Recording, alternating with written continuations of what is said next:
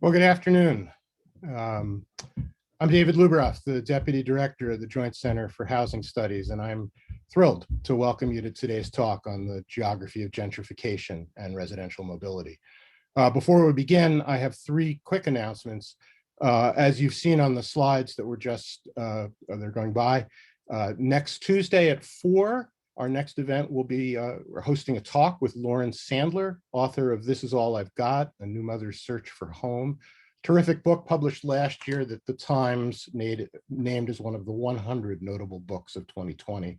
She'll be joined by Reza Rodriguez, the head of policy for the Citizens Committee for the Children of New York, and Julie Wilson, the Kahn lecturer in social policy at Harvard's Kennedy School. Chris Herbert, the Joint Center's managing director, will moderate. Second, 2 weeks from today, our housing research seminar will continue with a presentation by Gregor Schubert, one of our current Meyer doctoral fellows, on house price increases and US city migration networks. Third, a reminder that in addition to the Meyer Fellowship, the Joint Center offers several other fellowships and research opportunities for Harvard graduate students who will be returning or are planning to return in the fall, who are also interested in issues related to housing and community development.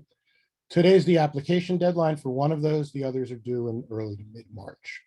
You can find more information about the events, fellowships, and our research on our website. And by next week, you'll also find the slide deck and video of this event as well.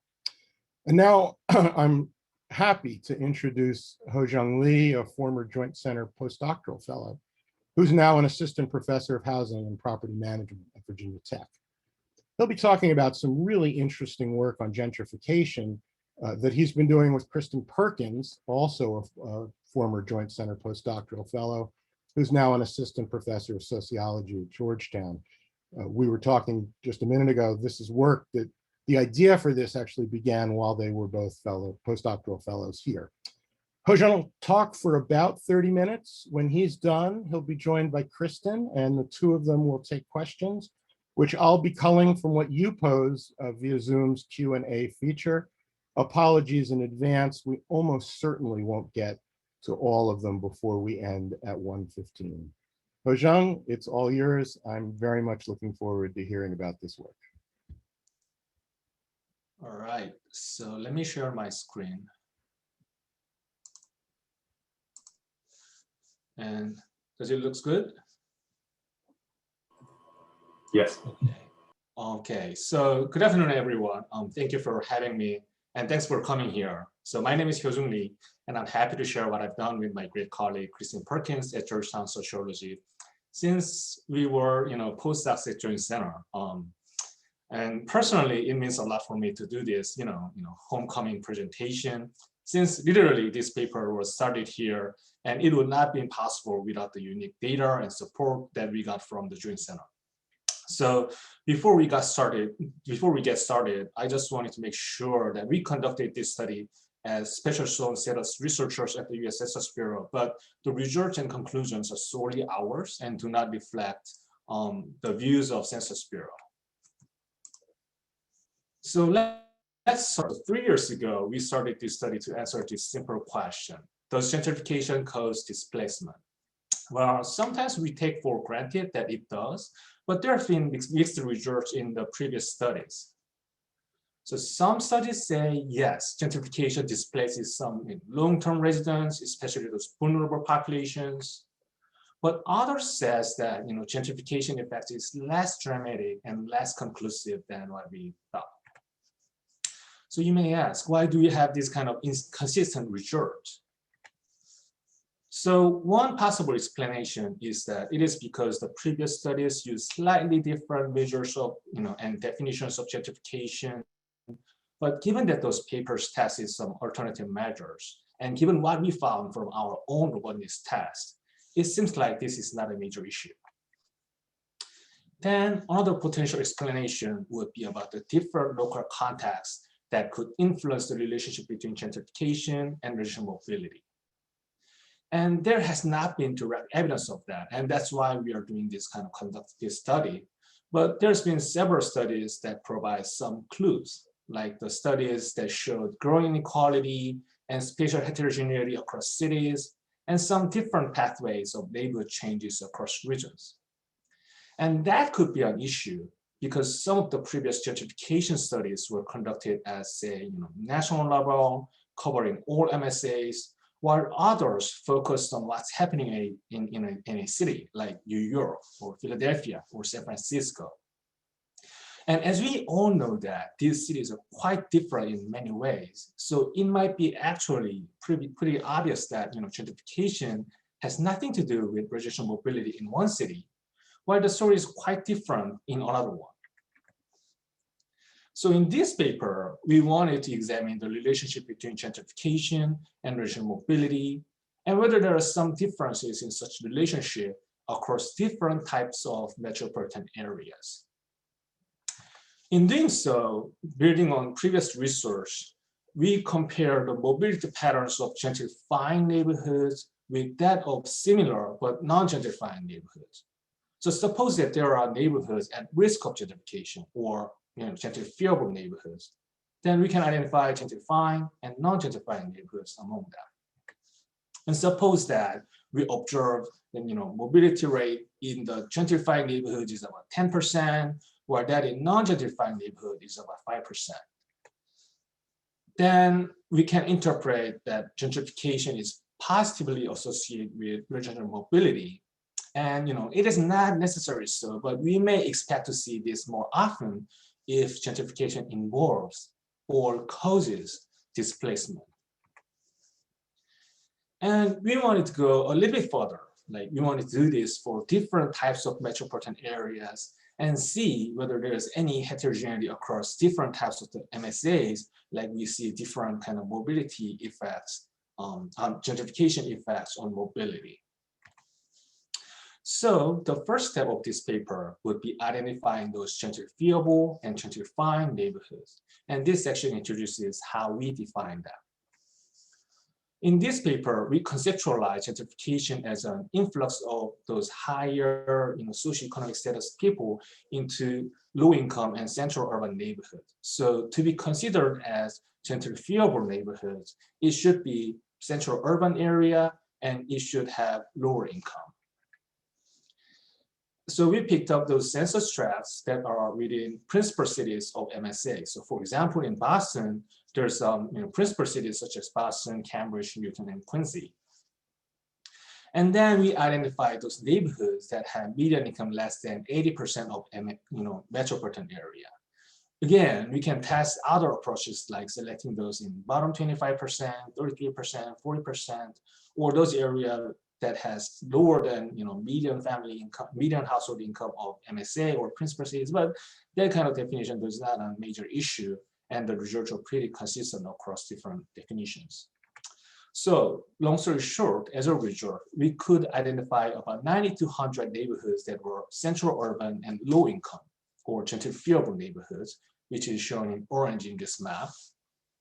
And among those gentrifiable neighborhoods, we define gentrifying neighborhoods if they satisfy two conditions, which is one, they should experience above MSA, BA plus share increase between 2010 and 2019. So it should experience faster BA plus share than MSA average, and they should experience increases in median housing prices, either rent or value, faster than MSA average. So after eliminating some areas with few residents, we found about 3,500 neighborhoods that were gentrified between 2010 and 2019. That's about 40% of those gentrifiable neighborhoods. So, and you can see that some neighborhoods in brownish color like Alewife, Ariston, Charlestown, and other places were gentrified in 2010s. And here's a map of the New York Metro. As you can see, neighborhoods in Brooklyn, Bronx, and Upper Manhattan, and some in Newark were gentrified, which is largely consistent with what we found in previous articles and media reports. And this is a map of the Washington, D.C., and we can see many neighborhoods in, say, Columbia Heights, Navy Yard, and Anacostia are identified as gentrifying. And this is a map of San Francisco that shows gentrification was taking place in not only in San Francisco, but also in Oakland and Berkeley and Hayward. So after defining those gentrifiable and gentrifying neighborhoods, we wanted to test whether there are any differences across MSAs. And this section introduces how we classify those metro areas. And we could have done this by, say, metro size, census regions, or any other kind of measures. But we wanted to categorize and characterize those MSAs in more, say, systemic and objective way. So we first conducted principal components analysis to identify several factors that describe really well those MSA characteristics. And we found 6 principal components that are pretty effective and efficient in explaining those metro characteristics and differentiate those metros. And next, we conducted cluster analysis using those principal components. And the basic idea of cluster analysis is that grouping those MSAs that have very similar characteristics in terms of those 6 principal components that we found, so that they are very closely located when they are plugged them based on those characteristics. Long story short, we found these 6 groups of top 100 MSAs. And the first group, coastal tech metros, include West and East Coast cities with large shares of college graduates and high-income earners, and high status occupation and high housing cost. And second type, large immigrant gateways, represent 4 large metropolitan areas. And it happened to be the 4 large immigrant gateway cities with diverse population and housing options, and having pretty large population, unlike New York, LA, Chicago, and Miami. And third group, southern and mountain metros, are made up of many fast-growing cities in southern and mountain areas with large shares of the newcomers and newly built units like Dallas, Atlanta, and Denver. And formerly industrial metros include like 53 medium and middle and small size MSAs that have large shares of non-Hispanic whites and that formerly had strong industrial base and offer pretty affordable housing options. And fifth group is Florida retirement metros, include just 4 Florida metropolitan areas with large shares of the seniors, non-Hispanic whites, and homeowners. And the last group is Inland Empire and Texas border metros, consists of Central and Inland Empire metros in California, and Mexican Texas border cities with majority of Hispanic population like Riverside, Fresno, and El Paso. So now we're almost there. So let me introduce our data and regression model, and you will see the results. So in this paper, we are using confidential version of American Community Survey microdata set. The more famous version would be ACS public use microdata sample, or PUMS. And the raw data set includes extensive information on demographic and socioeconomic characteristics of those individual micro households. So it has literally millions of observations. The relative weakness is that it provides location information at PUMA level, and that PUMA is somewhat larger. So in some places like Manhattan, it'll be comparable to zip code area, but some other places in Nevada or Wyoming, it is even larger than counties. So in general, this PUMA geography makes it difficult to use PUMS data set to study neighborhood change. But the confidential version of the ACS, which can be only accessed from a certain federal facilities, only after getting a certain permission, and there are several restrictions on disclosure, but the data set, it has very important strengths that it provides very detailed geographic information regarding current and previous residences at the census block level. Also, it enables us to analyze the differences across metropolitan areas, given that the data set has literally millions of observations. And this was the unique data that enabled this study, as I mentioned earlier.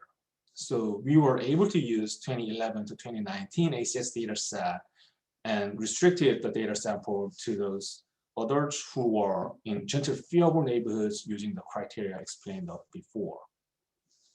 And this is the regression model that we used. And dependent variable is regional mobility, which equals 1 if somebody moved to a different neighborhood or different census tract. and 0 if she or he stayed in the same neighborhood between year T and year later. And gentrification identifier is determined at census tract level, which should be 1 if that neighborhood were gentrified from 2010 to 2019, and 0 if the neighborhood were not gentrified. And then we control for individual characteristics and neighborhood characteristics in the model, and some other metro fixed effects and year fixed effects to control any other observable factors at those levels. And here are the regression results. So first, we conducted regression analysis for the aggregate top 100 MSA sample. And dependent variable is, as I said, gets 1 if a certain person moved to a different neighborhood, or 0 otherwise. And the result from unconditional model without any kind of individual and neighborhood characteristics shows what we often observe in those areas. So basically, it indicates that the probability of moving to a different neighborhood is about 0.8 percentage points higher among those people who are in gentrifying neighborhoods compared to their counterparts in non-gentrifying neighborhoods. So indeed, the results suggest that gentrification is possibly associated with regional mobility. But some of the effects could be explained by the differences in individual and neighborhood characteristics. So when we introduce those characteristics into the model, we can see that gentrification coefficient declines to 0.4 percentage points. So at the top 100 MSL level, there's a very modest positive relationship between gentrification and regional mobility. But we also wanted to test whether there is a certain association between the two, and that varies across metropolitan clusters. So we repeated the full regression model for each metro cluster. And the effects were the largest in the southern and mountain metros. And at this time, we tested some alternative clusters, and it was pretty consistent that the cluster, including those fast-growing cities like Atlanta, Austin, Dallas, Denver, showed the largest effects. And then other clusters, such as traditional immigrant gateways and formal industrial metros, show somewhat positive association between the two, while the coastal and tech metros only marginally significant. And those results are pretty consistent with previous studies that found such moderate effects in Philadelphia, San Francisco, and New York, respectively. And the relationship found in Inland Empire and Texas border metros were pretty interesting, as it suggests that residents in gentrifying areas tend to stay more than their counterparts in non-gentrifying neighborhoods. So overall, there are quite substantial differences across metros in terms of the relationship between gentrification and regional mobility. And we believe this provides quite important policy implication for researchers and policymakers, as it suggests that gentrification is such a local thing. So we might really need to avoid overgeneralizing the results from, say, other places or national averages. And we really need to think about just location-specific patterns and solutions to address some of the negative effects of the gentrification. And those were the results that we found at the first round of the study. And this section, we want to discuss them and want you to know what we've been trying since then. And in this paper, we aim to reconcile prior research by using unique data set, like confidential version of the ACS, and by examining the spatial heterogeneity in those MSA clusters. On one hand, we found modest and positive relationship between the two in aggregate top 100 MSAs, and this is quite consistent with other national level research. But more importantly, our results provide evidence that the effects of the gentrification may differ by broader metropolitan contexts in which gentrification is occurring. And this might shed light on explaining why there have been somewhat inconsistent empirical evidences regarding the relationship between the two. And also the results provide important policy implications that locality matters when it comes to identifying gentrification, measuring its impact, and developing potential solutions and others. And we believe our findings contribute to the literature by linking the recent research revealing some growing metropolitan differences in socioeconomic conditions with some relationship between gentrification and displacement, and then reconciling conflicting previous findings. And there have been some changes in progress in this paper. We desperately wanted to present it today, but there were several unexpected issues during the disclosure review process, so we couldn't make it within the time frame. But anyhow, in the updated version, we wanted to use some additional measures of the residential mobility outcomes that not only include out of neighborhood, but also out of city, out of the MSA, like long-term distance moves, and then quality of that kind of mobility in terms of the poverty rate and then median household income of those places.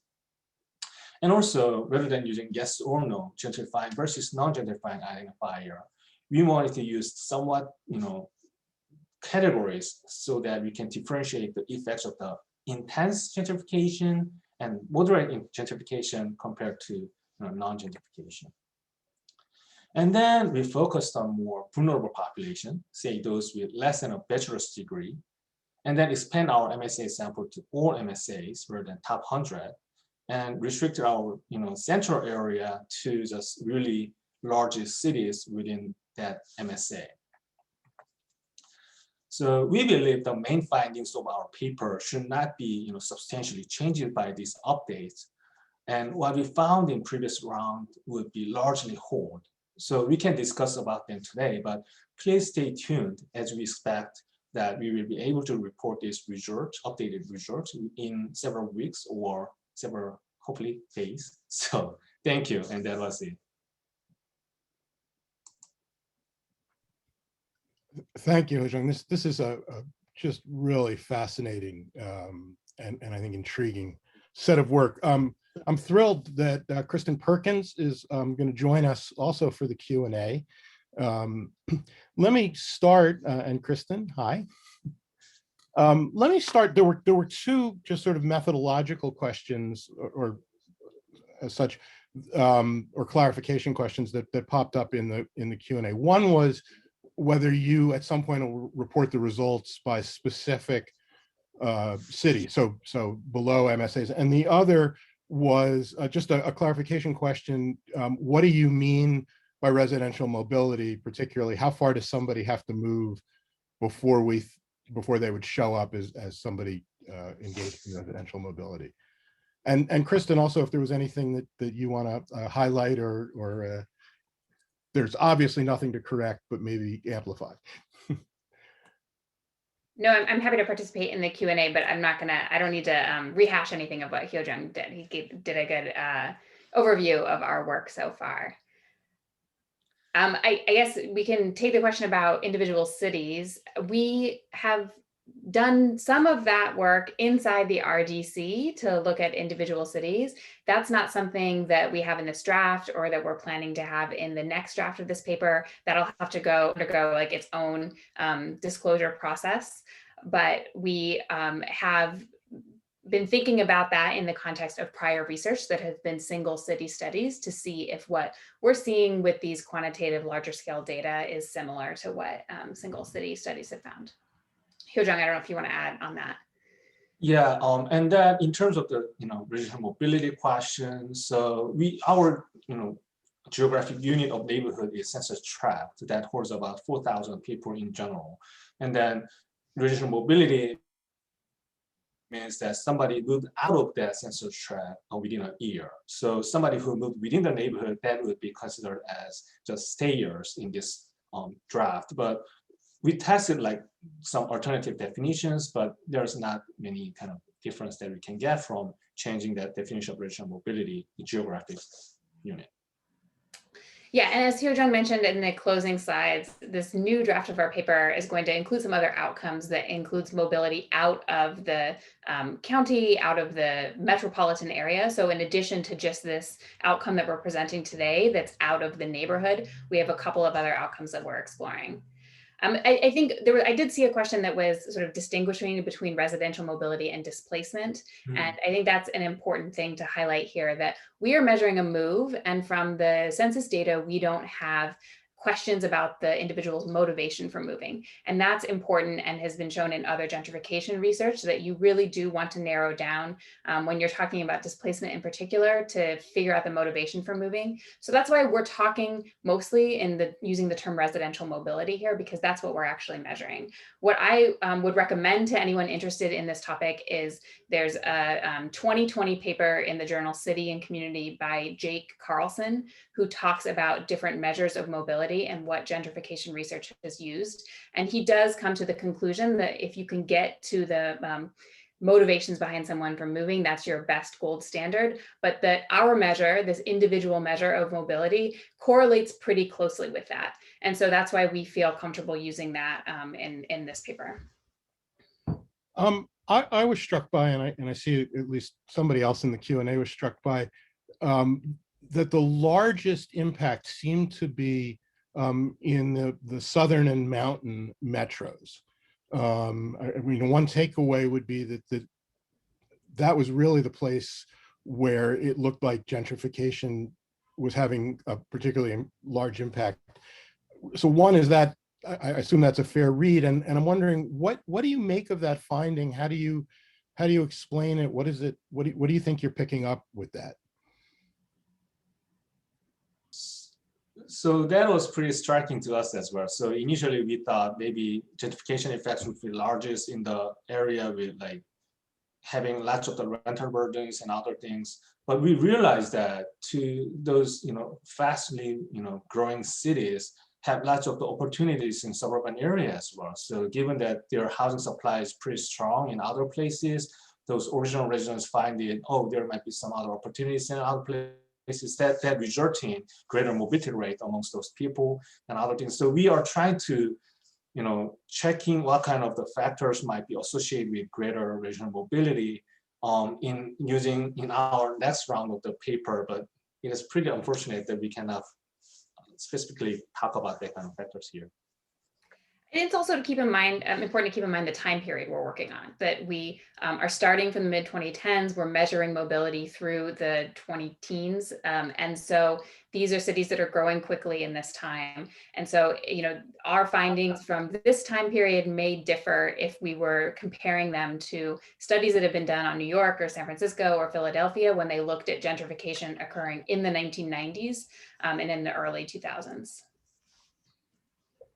There's a couple of questions it looks like that are a little bit about the sort of the distribution within gentrifying neighborhoods that are gentrifying. I guess particularly, is there any measure that indicates some places were rapidly gentrifying as opposed to, I guess, slowly gentrifying? And is there any way to break those out or characterize them? So that was the reason why we wanted to, in the next round of this paper, we wanted to differentiate those moderately gentrifying area versus intensely gentrifying area by using different levels of the upgrades in terms of changes in BA plus share, like college graduate share in a certain census tract. So if it is beyond a certain threshold, then we define them as intensively gentrifying or rapidly gentrifying area, versus some other areas that has kind of minor neighborhood changes. So the answer is stay tuned. That's coming in our next round. Those results are going to be released momentarily. And it's consistent with some other very recent quantitative research on gentrification that is looking at different stages or speeds of gentrification and seeing how the results differ. And just a logistical question. So you're at some point going to post your work as as a working paper, and we'll find a way to let people know about that, since this was work done after you left the Joint Center. I guess related to that question, we tend to think about gentrification as displacement of low income and minority residents, and I may have missed this in the presentation. To what extent were you measuring the movement of low income and people of color as opposed to just general movement out of a neighborhood, in and out of a neighborhood? So in this version of our paper, we just include everyone within the gentrifying area and non-gentrifying area, as if they are, just adults 25 years and over. But in the next version of the paper, we specifically addressing that kind of questions, focusing on lower socioeconomic status people, proxied by their educational attainment. So assuming that those people who have less than a bachelor's degree or higher would be somewhat relatively more vulnerable to gentrification. And I guess somewhat related to that would be the question of are you able to figure out where people are going? I'm thinking of the Philly Fed study that found sort of this, that the higher income folks leaving gentrifying neighborhoods tended to go to kind of higher income suburbs, and lower income folks tended to go to poorer neighborhoods that were farther out and not as well served by transit. Is that something you're trying to track? And I guess if this is coming, can you give us even a hint at the coming attraction? Yeah, so there's been studies about the quantity of regional mobility in terms of the mobility rate, but quality of regional mobility in terms of what kind of destination they are up to. So in doing so, we are checking destination neighborhood quality in terms of the poverty rate and median household income, saying that if they move to, even though the rate is quite similar, if those people who are from gentrifying neighborhoods move to high poverty area or low income neighborhood, then that might mean something, right? So we are trying to addressing that, not specifically about location or geographical location, but about the socioeconomic status of that kind of neighborhood. There have been a bunch of questions about policy implications. Wondering if you've got any hypotheses about whether the variations you're finding in local context, to what extent might those represent policy interventions? And I guess the related thing is as you look at this, what do you think of as, from a policymaker perspective, the things that people might both pay the most attention to, but also perhaps think about potential responses?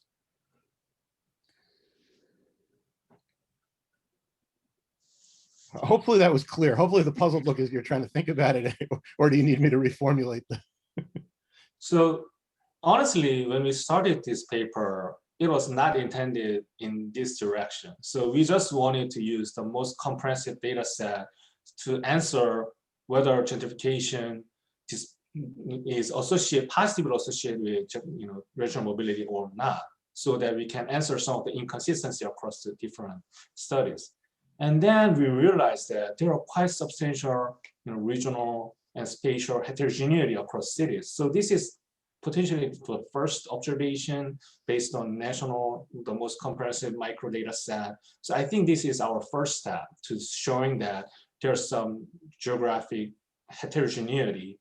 And then next step would be finding out some of the local factors. So in doing so, what I wanted to say is that do not rely on too much about the national average research or some other cities research, and thinking about much more local context when you're trying to address something about your neighborhood change in your local area. So I don't know whether we can say some specific like policies or specific some mechanisms to address this at each local level, but that is kind of general view that I have. Yeah, I think just echo a couple of things that one of our lessons at this point is that looking at a national estimate may not be that telling for what's going on the ground, which all of the policymakers and practitioners on this call know from their local environments.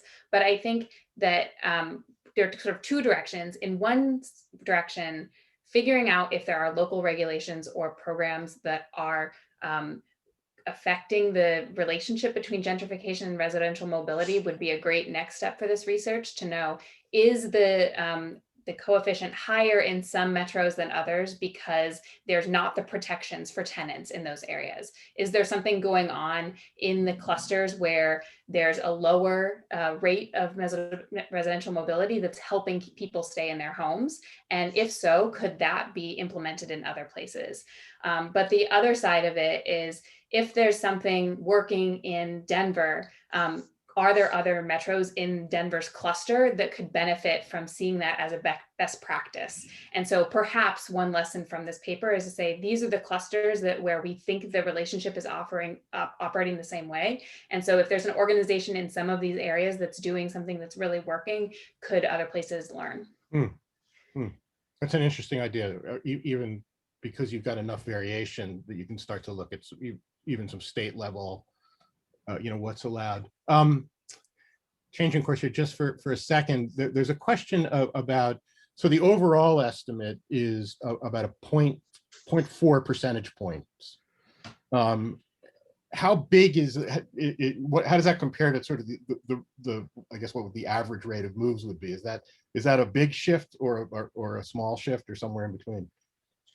So among our sample, the mobility rate was about 10% about so. So it sounds like 0.4 percentage point is pretty small. It's pretty moderate, but about 10%, that is not as small as you may expect.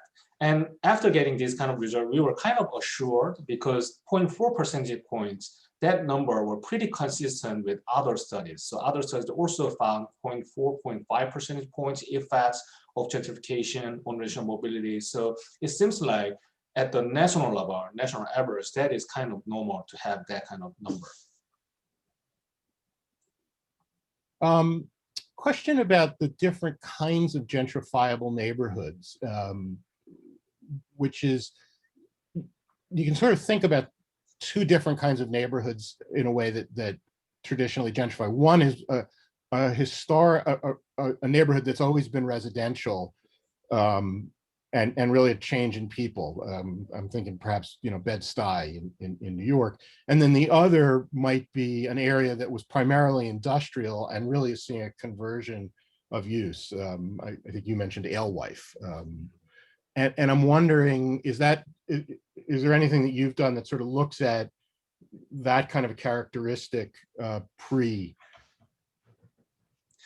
Actually, that is maybe our next step, because like here we clustered at MSL level, but we could cluster at neighborhood level, characterizing those areas like historically a certain minority neighborhood versus some areas that experience huge push from governmental program, like having metro system or getting some opportunities within opportunity zones or CRA and other things. So there might be some government-induced gentrification.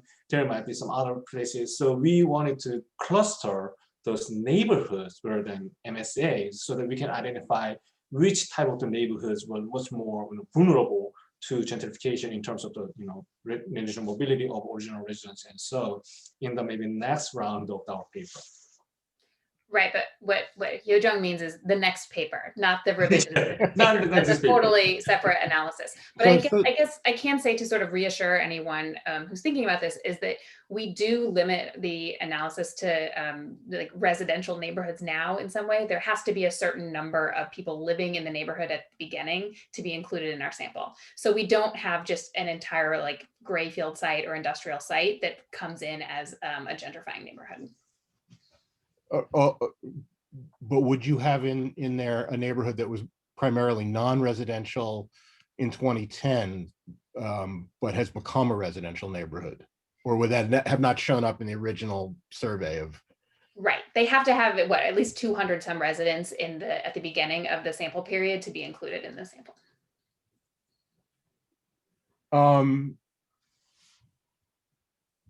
Gentrification is an event that takes place over time, and I guess part of the question is, have you both gone back to sort of say what would happen if I did this analysis starting from 2000 or 1990, and any sense of following it as it goes forward? So mechanically, I can say that in our models, we are controlling for experiences of gentrification in the 1990s and the 2000s. So we're accounting for it in some way. We're not replicating the analysis of other studies that have focused on gentrification in the 90s and the 2000s. We're still very focused on this most recent time period, but we do account in our statistical models for some of the past experiences of the neighborhoods. And then we go up to 2018 or 2019 in terms of the mobility. So we are getting about as close as we can to the present day with this, but we have investigated in, different specifications, changing our measure of gentrification to earlier and later. And we've settled on this 2006 to 2010 period as our baseline. But we've explored different timeframes for it. Yeah, and then at the very earlier stage, we also consider whether we should do this in 1990s or 2000 using the decennial census data set. But it turned out that the data set does not support this type of research as is, because it was 2009 that ACS questionnaire first asked their street address of their previous, regional area. So before that, they just asked it at zip code level. So we could not do in earlier time period. And the only way to do so is using very special data set from Census Bureau that actually track the same person over time in 1980, 1990, 2000 decennial census and ACS. Some researchers have that kind of permission. Unfortunately, we were not. So we just restricted our data set and the time frame to 2010s. Well, and I mean, what you're finding, it seems to me, is really striking, and it may lead folks to sort of back up, and if they can get access to that data, or as continues forward, since it sounds like this is the first of what may be a long series of important papers. I'm struck. I just want to kind of step back for 1 second in the few minutes we probably have left. Actually, before I get to that, there's this question has now popped up a couple times. Have you ever laid what you're finding over some of the historic redlining maps? There's always been a lot of work about how those may have really kind of laid a foundation, and Hyojung, I see you smiling. Probably we should add or over any of the CRA. For those of you who don't know, Hyojung's done a lot of work on the CRA.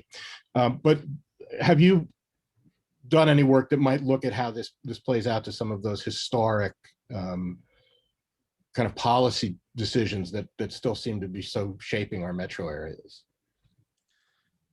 I personally would love to, and I didn't tell this Kristin because I don't want to put any pressures on her, but in the later I would love to do so. As David mentioned, I've done quite a lot of research on the effect of the Community Reinvestment Act on small business lending and neighborhood change and other things. And I would love to see whether there's any effects of that kind of public policies and unintended consequences of that kind of policies in terms of displacement of original residents or just gentrification or patterns, etc., etc. So I would love to do so. And there's a possibility using this data set because that has substantial number of observations and have very distinct geographic identifiers. So we could definitely do that. Kristin, any I guess I want to come back out just to think for a second, before we close up, about again both the policy implications. I can imagine somebody reading. I can imagine folks reading this work and saying, these numbers don't seem really big. I shouldn't be worried. I can imagine folks reading these and saying, these numbers are really big, and I can imagine folks saying, if I think this, comports with a view that this is an issue, what might I focus on? And I just saw a question pop up related to that, saying, is there any relationship between what you're finding and home ownership? There's been some work over the years, I think some of the Philadelphia work, that gentrification looks different in neighborhoods with higher levels of home ownership. So is there a potential way to link this with some of the discussions that have been going on about encouraging trying to encourage home ownership among folks of modest means? That was a whole mouthful. So Chris, Yeah, I might try to do some. Oh. as soon as I get back. Somebody mute Chris. All right, so for home ownership thing, so one of the limitation of this data set is, unlike other like longitudinal data set, we cannot know time variant characteristics of those individuals. So if you can see those characteristics that we control for, they are relatively time invariant, like educational attainment, race and ethnicity, and your sex or your age does not change that much over time. But home ownership might be different. So we couldn't go that further with our current data set, but like other data set like PSID or New York CCP data set, somebody can do that kind of analysis using that specific data set. Right. So I'd say like in these results, we don't know if the people were homeowners or renters in the gentrifying neighborhood that they left from. We can only tell what their tenure status is at the current neighborhood. So I think, right, it's useful to turn to a different data set to see if you wanted to estimate the association for the different groups by homeownership or renting. Could you tease, I guess, could you tease out some of that question by looking at home ownership rates in the either I guess the whole pool of gentrifiable tracts, and then I don't know if that's something that you've done.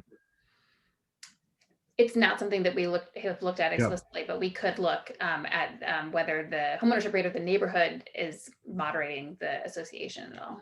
Yep. I think one thing that maybe we should also emphasize is on this point of whether it's a lot of mobility or not much mobility, our comparison group here is other neighborhoods that are low income at the start of the period. And we know that there's a higher rate of residential mobility in low income neighborhoods in general. So it's already a pretty high rate, and that there's some increment that we find that's bigger in gentrifying neighborhoods. Interesting. Anything that either you've seen in the Q&A or that you wish you were asked that we have not yet touched on, or that I should have asked you? Well, there's dozens of questions in the Q&A, so I guess we should just thank everyone for their questions, and Hyojung and I will look at all of them, and they will be very helpful to us as we revise our paper and keep working on this, and hopefully we can even incorporate some of these questions into our next revision. Well, this has just been fascinating. We are going to stay tuned for this. I hope when the paper comes up, maybe we can get you to blog about it on the Joint Center blog, so that there's clearly a lot of interest in this. If you're attending and you're not subscribed to the Joint Center's blog, I encourage you to do so. You can do off of our webpage. You know, the postdoc program is something that we take very seriously in terms of trying to encourage scholarship by you know, people who we think have the potential to be important researchers in the field. And the two of you were pioneers in that. You have set an extraordinarily high bar for the postdocs who are going to follow you, and we thank you for that. And we thank you for coming back, albeit virtually. And for those of you attending, again, we will post the video and we will post the slides, and we will find a way to post a link to the paper. So join me in thanking Hyojung and Kristin for a just terrific piece of work and a terrific presentation. Well, thank you. Thank you for your comments and questions. Thanks for having us. Okay. Goodbye, everybody.